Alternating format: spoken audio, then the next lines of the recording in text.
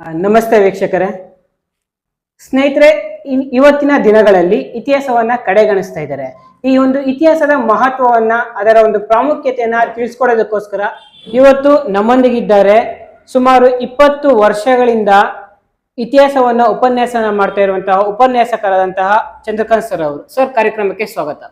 ಮೊದಲಿಗೆ ಇತಿಹಾಸ ಸರ್, ಇತಿಹಾಸ ಅಂದ್ರೆ ಏನು ಸರ್? ಸರ್, ಈಗ ಇತಿಹಾಸ ಅಂತಂದ್ರೆ ಭೂಮಿ ಉಗಮವಾದಾಗಲಿಂದಲೂ ಸಹ ಈ ಒಂದು ಭೂಮಿಯ ಮೇಲೆ ಮಾನವನ ಒಂದು ಉಗಮ ಸುಮಾರು ಮಿಲಿಯನ್ ವರ್ಷಗಳ ಹಿಂದೆ ಆಗಿದೆ.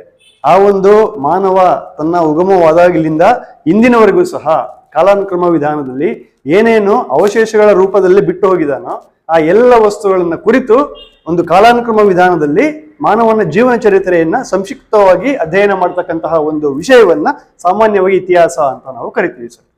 ಸರ್, ಈಗ ಜನರಲ್ ಆಗಿ ಇತಿಹಾಸನ ನಾವು ಯಾಕೆ ತಿಳ್ಕೊಬೇಕು ಸರ್? ಈ ಒಂದು ಇತಿಹಾಸದ ಮಹತ್ವ ಏನು? ಆಧಾರಗಳಿದ್ರೇನೆ ನಮ್ಗೆ ಇತಿಹಾಸ ರಚನೆ ಮಾಡೋಕೆ ಸಾಧ್ಯ ಆಗೋದು. ಅದರಿಂದ ಆಧಾರ ರಹಿತವಾಗಿರ್ತಕ್ಕಂತಹ ಒಂದು ಇತಿಹಾಸವನ್ನ ನಾವು ಸಾಮಾನ್ಯವಾಗಿ ಜನರು ಏನ್ ಮಾಡ್ತಾರಪ್ಪ ಅಂತಂದ್ರೆ ಅದನ್ನ ಮೂಢನಂಬಿಕೆ ಅಂತೇಳಿ ನಂಬ್ತಾರೆ. ಈಗ ಮೂಢನಂಬಿಕೆ ಅಂದ್ರೆ ಆಧಾರ ರಹಿತವಾದದ್ದು, ಇತಿಹಾಸ ಅಂದ್ರೆ ಆಧಾರಯುಕ್ತವಾದದ್ದು ಅಂತ ನಿಮ್ಮ ಮಾತು. ಹೌದು ಸರ್, ಇತಿಹಾಸದ ಬಗ್ಗೆ ಇಷ್ಟು ಹೇಳಿದ್ರಲ್ಲ, ಈ ಇತಿಹಾಸದಿಂದ ನಮ್ಮ ಸಮಾಜಕ್ಕೆ ಆಗುವಂತಹ ಲಾಭ ಏನು ಸರ್? ಪ್ರಯೋಜನ ಏನು ಸರ್? ಈಗ ಇತಿಹಾಸದಿಂದ ಸಮಾಜಕ್ಕೆ ಆಗುವ ಲಾಭ ಮತ್ತು ಪ್ರಯೋಜನ ಅಂತಂದ್ರೆ ಮೊಟ್ಟ ಮೊದಲಿಗೆ ನಮ್ಮ ಒಂದು ಭಾರತ ನಿಂತಿರ್ತಕ್ಕಂಥದ್ದೇ ಒಂದು ಶ್ರೀಮಂತವಾಗಿರ್ತಕ್ಕಂತಹ ಒಂದು ಸಂಸ್ಕೃತಿ ಮತ್ತು ಪರಂಪರೆಯ ಮೇಲೆ.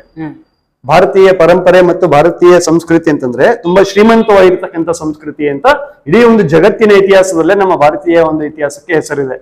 ಅದೇ ರೀತಿಯಲ್ಲಿ ಇತಿಹಾಸವನ್ನ ನಾವು ಅಧ್ಯಯನ ಮಾಡೋದ್ರಿಂದ ವಿಶೇಷವಾಗಿ ವಿದ್ಯಾರ್ಥಿಗಳಿಗೆ, ಅದರಲ್ಲೂ ಈಗ ಏನು KS ಇರ್ಬೋದು, IAS ಇರ್ಬೋದು, ಮತ್ತು KPSC ಇರ್ಬೋದು, UPSC ಇರ್ಬೋದು, ಈ ಕರ್ನಾಟಕ ಸರ್ಕಾರ ಅಥವಾ ಒಂದು ಕೇಂದ್ರ ಸರ್ಕಾರ ನಡೆಸತಕ್ಕಂತಹ ಎಲ್ಲ ರೀತಿಯ ಒಂದು ಸ್ಪರ್ಧಾತ್ಮಕ ಪರೀಕ್ಷೆಗಳಲ್ಲಿ ವಿದ್ಯಾರ್ಥಿಗಳಿಗೆ ಇತಿಹಾಸದ ಒಂದು ಬಗ್ಗೆ 10% ರಿಂದ 15% ಒಂದು ಪ್ರಶ್ನೆಗಳು ನಮಗೆ ಕಂಡು ಬರ್ತವೆ. ಅರ್ಥ ಆಗ್ತದೆ. ಅದೇ ರೀತಿಯಲ್ಲಿ ನಮ್ಗೆ ಈ ಒಂದು ಇತಿಹಾಸ ಆಗಿರ್ತಕ್ಕಂಥದ್ದು ವಿಶೇಷವಾಗಿ ಈಗ ಈ ಒಂದು ಬಾಲ್ಯಾವಸ್ಥೆಯಲ್ಲಿ ಅಂದ್ರೆ ಈ ಒಂದು 1ನೇ ತರಗತಿಯಿಂದ ಅಥವಾ 5ನೇ ತರಗತಿ ಅಥವಾ 8ನೇ ತರಗತಿ ಈ ಒಂದು ಮಾಧ್ಯಮಿಕ ಅಥವಾ ಒಂದು ಪ್ರೌಢಶಾಲಾ ಹಂತದಲ್ಲಿ ವಿದ್ಯಾರ್ಥಿಗಳಿಗೆ ಇತಿಹಾಸವನ್ನು ತಿಳಿಸೋದ್ರಿಂದ ಅವರವರ ಒಂದು ಭವಿಷ್ಯವನ್ನ ನಿರ್ಧರಿಸುವಲ್ಲಿ ಒಂದು ಅವರಿಗೆ ಮೂಲ ಪೀಠಿಕೆಯನ್ನ ನಾವು ಹಾಕಿಕೊಟ್ಟಂತಾಗುತ್ತೆ. ಅದರ ಜೊತೆಗೆ ಯಾವುದೇ ಒಂದು ಊರಿನಲ್ಲಿರ್ಬೋದು ಅಥವಾ ಯಾವುದೇ ಒಂದು ಪ್ರದೇಶದಲ್ಲಿ ಒಂದು ಇತಿಹಾಸದ ಸ್ಮಾರಕ ಇರತಕ್ಕಂಥದ್ದು ಇದ್ರೆ ಆ ಸ್ಮಾರಕವನ್ನ ನೋಡಿ ಆ ಸ್ಮಾರಕದಲ್ಲಿ ಇರ್ತಕ್ಕಂತಹ ಅದರ ಒಂದು ಅದನ್ನ ನಿರ್ಮಾಣ ಮಾಡಿರ್ತಕ್ಕಂತಹ ಒಂದು ವಿವಿಧ ರೀತಿಯ ಬಗೆ ಇರ್ಬೋದು, ಅದರ ವಾಸ್ತುಶೈಲಿ ಲಕ್ಷಣಗಳಿರ್ಬೋದು, ಮತ್ತು ಈ ಒಂದು ಇತಿಹಾಸಕ್ಕೆ ಸಂಬಂಧಪಟ್ಟಿರ್ತಕ್ಕಂತಹ ಒಂದು ಕಲೆ ಮತ್ತು ಆ ಒಂದು ಇತಿಹಾಸದಲ್ಲಿ ನಿಮಗೆ ಕಂಡು ಬರ್ತಕ್ಕಂತಹ ಎಲ್ಲ ವಿಧದ ಲಕ್ಷಣಗಳನ್ನು ಸಹ ನಾವು ತಿಳ್ಕೋಬಹುದು. ಉದಾಹರಣೆಗೆ ಈಗ ಚೋಳರ ಕಾಲ ಅಂತ ನಾವು ಕರಿತೀವಿ. ಈ ಒಂದು ಚೋಳರ ಕಾಲದಲ್ಲಿ ಮುಖ್ಯವಾಗಿ ನಮಗೆ ಕಂಡುಬರ್ತಕ್ಕಂಥದ್ದು ಏನಪ್ಪಾ ಅಂತಂದ್ರೆ ಗ್ರಾಮಾಡಳಿತ, ಈ ಒಂದು ವಿಲೇಜ್ ಅಡ್ಮಿನಿಸ್ಟ್ರೇಷನ್ ಅಂತ ನಾವು ಕರಿತೀವಿ. ಚೋಳರ ಕಾಲದಲ್ಲಿ ಈಗಿನ ಹಾಗೆ ಎಲೆಕ್ಷನ್ ಮಾಡಿ ಪ್ರಚಾರ ಮಾಡಿ ಅವ್ರು ಏನ್ ಮಾಡ್ತಾ ಇದಾರಪ್ಪ ಅಂತಂದ್ರೆ ಈ ಒಂದು ಆ ಊರಿಗೆ ನಾಯಕನ ಮುಖಂಡನ ನೇಮಕ ಮಾಡ್ತಾ ಇರ್ಲಿಲ್ಲ. ಒಂದು ದೇವಾಲಯಗಳು ಆಗಿನ ಕಾಲದಲ್ಲಿ ಪ್ರಚಾರದ ಒಂದು ಮುಖ್ಯವಾಗಿರ್ತಕ್ಕಂತಹ ಒಂದು ಪ್ರದೇಶಗಳಾಗಿದ್ದವು. ಒಂದು ದೇವಾಲಯದಲ್ಲಿ ಇಡೀ ಒಂದು ಆ ಒಂದು ಚೋಳರ ಗ್ರಾಮಾಡಳಿತವನ್ನು ನಾವು ನೋಡ್ಬೋದಾದ್ರೆ ಆ ದೇವಾಲಯದಲ್ಲಿ ಯಾರ್ಯಾರು ಒಂದು ಚುನಾವಣೆಗೆ ನಿಂತಿದ್ದಾರೆ ಆ ಎಲ್ಲರ ಹೆಸರನ್ನ ಒಂದು ಚೀಟಿಯಲ್ಲಿ ಬರೆದಿಟ್ಟು ಆ ದೇವಾಲಯದಲ್ಲಿ ಎಲ್ಲ ಸಭಿಕರ ಮುಂದೆನೆ ಒಬ್ಬ ಚಿಕ್ಕ ಬಾಲಕನನ್ನ ಕರೆದು ಆ ಬಾಲಕನ ಕೈಯಲ್ಲಿ ಆ ಒಂದು ನಾಯಕನ ಇರ್ತಕ್ಕಂತಹ ಒಬ್ಬ ಚೀಟಿಯನ್ನ ತೆಗೆದು ಎಲ್ಲ ಊರಿನ ಮುಖಂಡರ ಮುಂದೆ ಆ ಒಂದು ಹಳ್ಳಿಯ ನಾಯಕನನ್ನ ಅವರು ಏನ್ ಮಾಡ್ತಾ ಇರಪ್ಪ ಅಂತಂದ್ರೆ ನೇಮಕ ಮಾಡ್ತಾ ಇದ್ರು. ಅದೇ ರೀತಿಯಲ್ಲಿ ಈ ಒಂದು ಇತಿಹಾಸ ಆಗಿರ್ತಕ್ಕಂಥದ್ದು ಗ್ರಾಮಾಡಳಿತದಿಂದ ಹಿಡಿದು ಇಂದಿಗೂ ಸಹ ನಮ್ಮ ಸರ್ಕಾರ, ಭಾರತೀಯ ಸರ್ಕಾರ ಆಗಿರ್ತಕ್ಕಂಥದ್ದಿರ್ಬೋದು, ಕರ್ನಾಟಕ ಸರ್ಕಾರ ಆಗಿರ್ತಕ್ಕಂಥದ್ದಿರ್ಬೋದು, ಯಾವ ರೀತಿ ಚುನಾವಣೆ ನಡೆಸಬೇಕು ಅಥವಾ ಯಾವ ರೀತಿ ಸರ್ಕಾರವನ್ನು ನಡೆಸಬೇಕು, ಯಾವ ರೀತಿ ಈ ಒಂದು ಸರ್ಕಾರದಲ್ಲಿ ಇರ್ತಕ್ಕಂತಹ ಒಂದು ಕಾನೂನುಗಳು ಏನೇನು, ಹಿಂದಿನ ಕಾಲದಲ್ಲಿ ಯಾವ ರೀತಿ ಕಾನೂನುಗಳಿದ್ದವು, ಅದು ಕಾಲಕ್ಕೆ ಯಾವ ರೀತಿ ಬದಲಾವಣೆ ಆದವು, ಇವೆಲ್ಲವನ್ನೂ ಸಹ ನಾವು ಇತಿಹಾಸದ ಮುಖಾಂತರನೇ ತಿಳ್ಕೊಳ್ತೀವಿ ಅಂತಕ್ಕಂತಹ ಒಂದು ಅಂಶವನ್ನ ಈ ಮೂಲಕ ನಾನು ನಿಮ್ಗೆ ತಿಳಿಸಬಲ್ಲೆ. ಓಕೆ ಸರ್, ಆದ್ರೆ ಇತ್ತೀಚಿನ ದಿನಗಳಲ್ಲಿ ಇತಿಹಾಸವನ್ನ ಕಡೆಗಣಿಸ್ತಾ ಇದ್ದಾರೆ. ಇದರಿಂದ ಮುಂದೆ ಏನ್ ಪರಿಣಾಮ ಆಗ್ಬೋದು ಸರ್? ಈಗ ಇದೊಂದು ಒಳ್ಳೆಯ ಪ್ರಶ್ನೆ. ಯಾಕಪ್ಪ ಅಂತಂದ್ರೆ ಫಾರ್ ಎಕ್ಸಾಂಪಲ್ ಈಗ ಈ ಶೈಕ್ಷಣಿಕ ಕೇಂದ್ರಗಳಲ್ಲಿ ಹೆಚ್ಚು ಇತಿಹಾಸ ಅಂತಕ್ಕಂತ ಒಂದು ವಿಷಯ ಅಂತಂದ್ರೇನೆ ಈ ವಿದ್ಯಾರ್ಥಿಗಳಿಗೆ ಮೂಲತಃನೇ ಅವರಿಗೆ ಮನಸ್ಸಿನಲ್ಲಿ ತಾತ್ಸಾರ ಬರುವ ಹಾಗೆ ಮಾಡ್ತಾ ಇದ್ದಾರೆ. ಸರ್, ಈ ಇತಿಹಾಸದಲ್ಲಿ ಭೂ ಉತ್ಖನನ ಅಂತೀವಲ್ಲ, ಏನ್ ಸರ್ ಭೂ ಉತ್ಖನನ ಅಂದ್ರೆ? ಸರ್, ಭೂ ಉತ್ಖನನ ಅಂತಂದ್ರೆ ಈಗ ಭೂಮಿಯಲ್ಲಿ ಹುದುಗಿರ್ತಕ್ಕಂತಹ ಒಂದು ಅವಶೇಷಗಳನ್ನ ನಾವು ಹೊರತೆಗೆಯೋದಕ್ಕೆ ವೈಜ್ಞಾನಿಕ ವಿಧಾನದಲ್ಲಿ ಭೂಮಿಯನ್ನ ಒಂದು ಅಗೆಯುವ ವಿಧಾನವನ್ನ ಭೂ ಉತ್ಖನನ ಅಂತ ಹೇಳಿ ಕರೀತಾರೆ. ಸರ್, ಇತಿಹಾಸದಲ್ಲೇ ಬರುವಂತಹ ಶಾಸನ ಅಂದ್ರೆ ಏನ್ ಸರ್? ಈಗ ಶಾಸನ ಅಂತಕ್ಕಂತಹ ಒಂದು ಪದ ಮೂಲತಃ ನಮ್ಗೆ ಶಾಸ್ ಅಂತಕ್ಕಂತ ಒಂದು ಧಾತುವಿನಿಂದ ಬಂದಿದೆ. ಶಾಸನ ಅಂತಂತಂದ್ರೆ ನಾವು ಬರವಣಿಗೆ ಅಂತ ನಾವು ಕರಿತೀವಿ. ಉದಾಹರಣೆಗೆ ಈಗ ನೋಡಿ, ಪ್ರಾಚೀನ ಕಾಲದಲ್ಲಿ ಎಲೆಗಳ ಮೇಲೆ ಬರಿತಾ ಇದ್ರು, ತಾಳೆ ಗಳಿಗಳ ಮೇಲೆ ಬರಿತಾ ಇದ್ರು, ಅಥವಾ ಒಂದು ಭೋರ್ಜ ಪತ್ರಗಳ ಮೇಲೆ ಬರಿತಾ ಇದ್ರು. ಈ ಒಂದು ಶಾಸನಗಳು ಪ್ರಾಚೀನ ಕಾಲದಲ್ಲಿ ಮಾನವನ ಒಂದು ಬರವಣಿಗೆ, ಅಥವಾ ಉದಾಹರಣೆಗೆ ಒಬ್ಬ ರಾಜ ಆಗಿರ್ತಕ್ಕಂಥ ಒಂದು ಯುದ್ಧದಲ್ಲಿ ಗೆದ್ದಿರೋದರ ಒಂದು ಜ್ಞಾಪಕಾರ್ಥವಾಗಿ ಇರ್ಬೋದು. ಕಲ್ಲಿನ ಮೇಲೆ ಅಥವಾ ಶಿಲೆಗಳ ಮೇಲೆ, ಬಂಡೆಗಳ ಮೇಲೆ, ದೇವಾಲಯಗಳಲ್ಲಿ ಹಾಗೂ ಈ ಒಂದು ಕಟ್ಟಡಗಳ ಮೇಲೆ ಮತ್ತು ಮಣ್ಣಿನ ವಸ್ತುಗಳ ಮೇಲೆ, ಮರಗಳ ಮೇಲೆ ಅಥವಾ ಈ ಒಂದು ಮರದ ತೊಗಟೆಗಳ ಮೇಲೆ ಶಾಸನಗಳನ್ನು ನಿರ್ಮಾಣ ಮಾಡ್ತಾ ಇದ್ದ. ಈ ಒಂದು ಶಾಸನಗಳನ್ನ ನಿರ್ಮಾಣ ಮಾಡಬೇಕಾದ್ರೂ ಸಹ ಕೆಲವು ಒಂದು ವಿಧಿವಿಧಾನಗಳನ್ನು ಅನುಸರಿಸ್ತಾ ಇದ್ರು. ಉದಾಹರಣೆಗೆ ನೀವು ನೋಡಿ, ಯಾವುದೇ ಒಂದು ಶಾಸನವನ್ನು ನಾವು ಇತಿಹಾಸದಲ್ಲಿ ಅಧ್ಯಯನ ಮಾಡಬೇಕಾದ್ರೆ ಈಗ ಒಂದು ಕಡೆ ಶಾಸನದ ಮೇಲ್ಭಾಗದಲ್ಲಿ ಎಡಭಾಗದಲ್ಲಿ ಸೂರ್ಯ ಅಥವಾ ಒಂದು ಬಲಭಾಗದಲ್ಲಿ ಚಂದ್ರನ ಒಂದು ಚಿಹ್ನೆಗಳನ್ನ ನಾವು ಕಾಣ್ತೀವಿ. ಮತ್ತು ಶಾಸನಗಳಾಗಿರ್ತಕ್ಕಂಥದ್ದು ನಮಗೆ ಮೊಟ್ಟ ಮೊದಲಿಗೆ ಭಾರತೀಯ ಇತಿಹಾಸವನ್ನು ನಾವು ಅಧ್ಯಯನ ಮಾಡೋದಾದ್ರೆ ಈಗ ಶಾಸನಗಳ ಪಿತಾಮಹ ಅಂತ ಅಶೋಕ ಮಹಾರಾಜನ ನಾವು ಕರೆದಿದ್ವಿ. ಇಡೀ ಒಂದು ಭಾರತೀಯ ಇತಿಹಾಸ ಮೊದಲಿಗೆ ಶಾಸನಗಳನ್ನ ರಚನೆ ಮಾಡೋದಕ್ಕೆ ಭಾರತೀಯ ಇತಿಹಾಸದಲ್ಲಿ ಶುರು ಮಾಡಿದ್ದು ಅಶೋಕನೇ. ಅದು ಯಾವ ಲಿಪಿಯಲ್ಲಪ್ಪ ಅಂತಂದ್ರೆ ಬ್ರಾಹ್ಮಿ ಲಿಪಿಯಲ್ಲಿ ಅಶೋಕ ಆಗಿರ್ತಕ್ಕಂಥ ಶಾಸನಗಳನ್ನ ರಚನೆ ಮಾಡೋದಕ್ಕೆ ಶುರು ಮಾಡ್ತಾನೆ. ಆದರೆ ಈ ಒಂದು ಅಶೋಕನ ಶಾಸನಗಳಲ್ಲೇ ತುಂಬಾನೇ ಮುಖ್ಯವಾಗಿ ನಮ್ಗೆ ಕಂಡು ಬರ್ತಕ್ಕಂಥ ಶಾಸನ ಯಾವ್ದಪ್ಪ ಅಂತಂದ್ರೆ ಈ ಒಂದು ಕರ್ನಾಟಕದಲ್ಲಿ ಇರತಕ್ಕಂತಹ ರಾಯಚೂರು ಜಿಲ್ಲೆಯ ಮಸ್ಕಿ ಶಾಸನ. ರಾಯಚೂರು ಜಿಲ್ಲೆಯ ಮಸ್ಕಿ ಶಾಸನದಲ್ಲಿ ಮಾತ್ರ ತನ್ನ ಒಂದು ಹೆಸರನ್ನ ಉಲ್ಲೇಖ ಮಾಡಿದ್ದಾನೆ. ಏನಂತ? ಅಶೋಕ ಅಂತಕ್ಕಂಥದ್ದು. ದೇವನಾಂ ಪ್ರಿಯ ಪ್ರಿಯದರ್ಶಿ ಅನ್ನೋದು ಅಶೋಕನ ಒಂದು ಬಿರುದು. ಅವನ ಎಲ್ಲ ಶಾಸನಗಳಲ್ಲಿ ಕೇವಲ ದೇವನಾಂ ಪ್ರಿಯ ಪ್ರಿಯದರ್ಶಿ ರಾಜಸಹ, ದೇವನಾಂ ಪ್ರಿಯ ಪ್ರಿಯದರ್ಶಿ ರಾಜಸಹ ಅಂತ ನಮ್ಗೆ ಕಂಡು ಬರುತ್ತೆ. ಆದ್ರೆ ನಮ್ಮ ಕರ್ನಾಟಕದ ರಾಯಚೂರು ಜಿಲ್ಲೆಯ ಮಸ್ಕಿ ಶಾಸನದಲ್ಲಿ ಮಾತ್ರ ನಾವು ಏನನ್ನ ಕಾಣ್ತೀವಪ್ಪ ಅಂತಂದ್ರೆ ದೇವನಾಂ ಪ್ರಿಯ ಪ್ರಿಯದರ್ಶಿ ಅಶೋಕ ರಾಜಸಹ ಅಂತ ನಮ್ಗೆ ಕಂಡು ಬರುತ್ತೆ.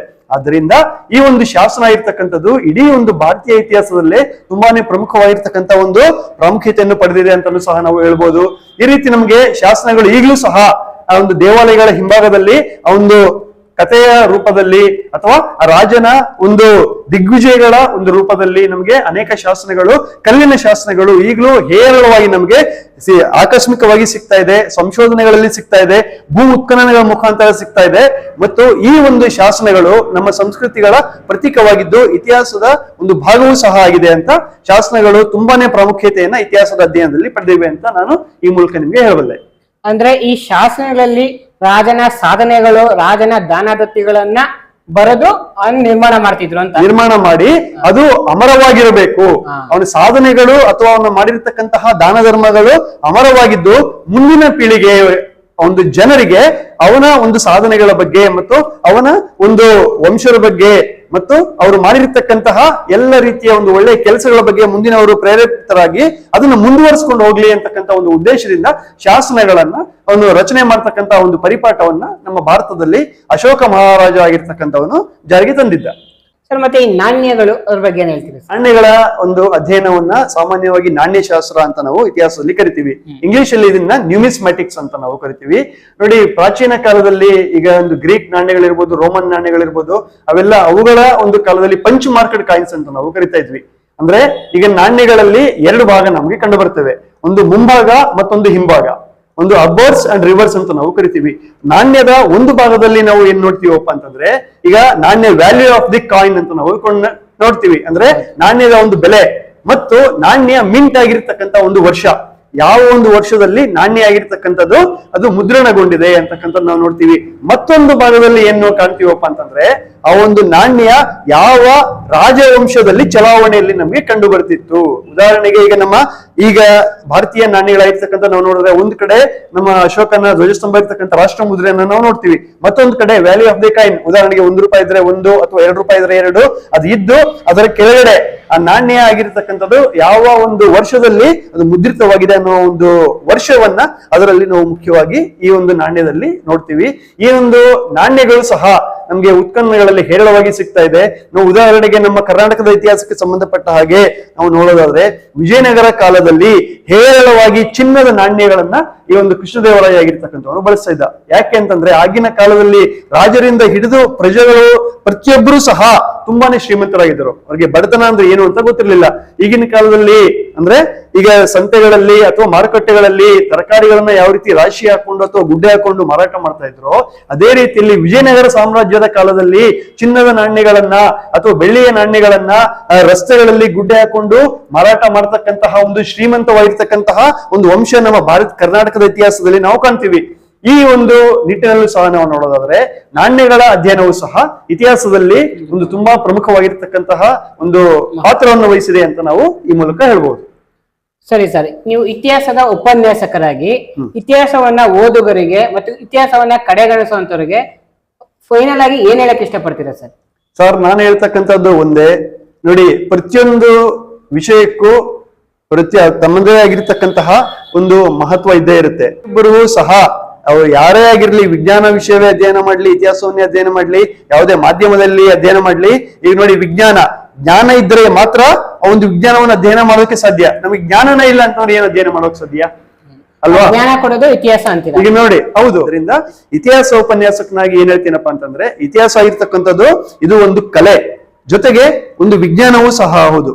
ಅದರಿಂದ ಇತಿಹಾಸಕ್ಕೂ ಸಹ ತನ್ನದೇ ಆಗಿರತಕ್ಕಂತಹ ಒಂದು ಬೆಲೆ ಇದೆ. ಇತಿಹಾಸವನ್ನು ಸಹ ಅಧ್ಯಯನ ಮಾಡಿ ಇತಿಹಾಸದಿಂದ ಮುಂದೆ ಕಲಿತಕ್ಕಂಥದ್ದು ತುಂಬಾನೇ ಇದೆ. ಇತಿಹಾಸದಿಂದ ಕಲಿತಿರ್ತಕ್ಕಂಥವ್ರು, ಅನೇಕ ಸಾಧನೆ ಮಾಡಿರ್ತಕ್ಕಂಥವ್ರು ಬಹಳಷ್ಟು ಮಂದಿ ಇದ್ದಾರೆ. ನೋಡಿ, ಇತಿಹಾಸವನ್ನು ಓದದೇ ಇದ್ರೆ ಭಾರತೀಯರು ಆಂಗ್ಲರ ಕಪಿಮುಷ್ಟಿಯಲ್ಲಿ ಇದ್ದು ಭಾರತೀಯರು ತಮ್ಮ ಸ್ವಾತಂತ್ರ್ಯವನ್ನು ತಾವು ಪಡೆಯೋದಕ್ಕೋಸ್ಕರ ಆಂಗ್ಲರ ಜೊತೆ ಹೋರಾಟ ಮಾಡ್ಬೇಕಾಯಿತು. ಬ್ರಿಟಿಷರು ಇರ್ಬೋದು, ಫ್ರೆಂಚರು ಇರ್ಬೋದು, ಡಚ್ಚರು ಇರ್ಬೋದು, ಅವರೆಲ್ಲರೂ ಭಾರತಕ್ಕೆ ವ್ಯಾಪಾರಕ್ಕೆ ಅಂತ ಬಂದು ಏನ್ ಮಾಡ್ತಾರಪ್ಪ ಅಂತಂದ್ರೆ, ಇಲ್ಲಿ ಬರೀ ವ್ಯಾಪಾರ ಮಾಡ್ಕೊಂಡು ಹೋಗ್ಲಿಲ್ಲ, ಭಾರತೀಯ ರಾಜಕೀಯದಲ್ಲಿ ಅವರು ತಮ್ಮ ಹಸ್ತಕ್ಷೇಪವನ್ನು ಮಾಡಿ ಭಾರತೀಯರನ್ನ ತಮ್ಮ ಗುಲಾಮರನ್ನಾಗಿ ಬ್ರಿಟಿಷರು ಮಾಡ್ಕೊಂಡ್ರು. ಅದರಿಂದ ಈ ಒಂದು ಸ್ವಾತಂತ್ರ್ಯವನ್ನ ಅಥವಾ ಭಾರತೀಯ ರಾಷ್ಟ್ರೀಯ ಚಳುವಳಿ ಇರ್ಬೋದು, ಕರ್ನಾಟಕದ ಏಕೀಕರಣ ಚಳುವಳಿ ಇರ್ಬೋದು, ಈ ರೀತಿ ಇತಿಹಾಸದ ಘಟನೆಗಳನ್ನ ನಾವು ಓದಿದಾಗ ಮಾತ್ರ ನಮ್ಮ ಒಂದು ಇತಿಹಾಸ ಯಾವ ರೀತಿ ಇತ್ತು ಅಂತ ತಿಳ್ಕೊಳ್ಳೋದಕ್ಕೆ ನಮ್ಗೆ ತುಂಬಾನೇ ಸಹಾಯಕವಾಗುತ್ತೆ. ಆದ್ದರಿಂದ ಈ ನಿಟ್ಟಿನಲ್ಲಿ ಹೇಳೋದೇನಪ್ಪಾ ಅಂತಂದ್ರೆ, ಇತಿಹಾಸವು ಸಹ ಒಂದು ಅತ್ಯುನ್ನತವಾಗಿರ್ತಕ್ಕಂತಹ ವಿಷಯವಾಗಿದ್ದು ಎಲ್ಲ ರೀತಿಯ ಒಂದು ವಿಷಯಗಳ ಜೊತೆಗೆ ಇದು ಸಹ ಒಂದು ತುಂಬಾನೇ ಪ್ರಮುಖವಾಗಿರ್ತಕ್ಕಂತಹ ಒಂದು ವಿಷಯವಾಗಿದೆ ಅಂತ ಈ ಮೂಲಕ ನಾನು ನಿಮ್ಮೆಲ್ಲರಲ್ಲಿ ತಿಳಿಸೋದಕ್ಕೆ ಇಚ್ಛಿಸ್ತೀನಿ. ನೋಡಿದ್ರಲ್ಲ ವೀಕ್ಷಕರೇ, ಇದು ಉಪನ್ಯಾಸಕರಾದಂತಹ ಚಂದ್ರಕಾಂತ್ ಸರ್ ಅವರ ಮನದಾಳದ ಮಾತು. ಸರ್, ಕಾರ್ಯಕ್ರಮಕ್ಕೆ ಆಗಮಿಸಿದ್ದಕ್ಕೆ ನಿಮಗೆ ಧನ್ಯವಾದಗಳು ಸರ್. ನಿಮಗೂ ಹೃತ್ಪೂರ್ವಕವಾಗಿರ್ತಕ್ಕಂತಹ ಧನ್ಯವಾದಗಳು. Thank you sir.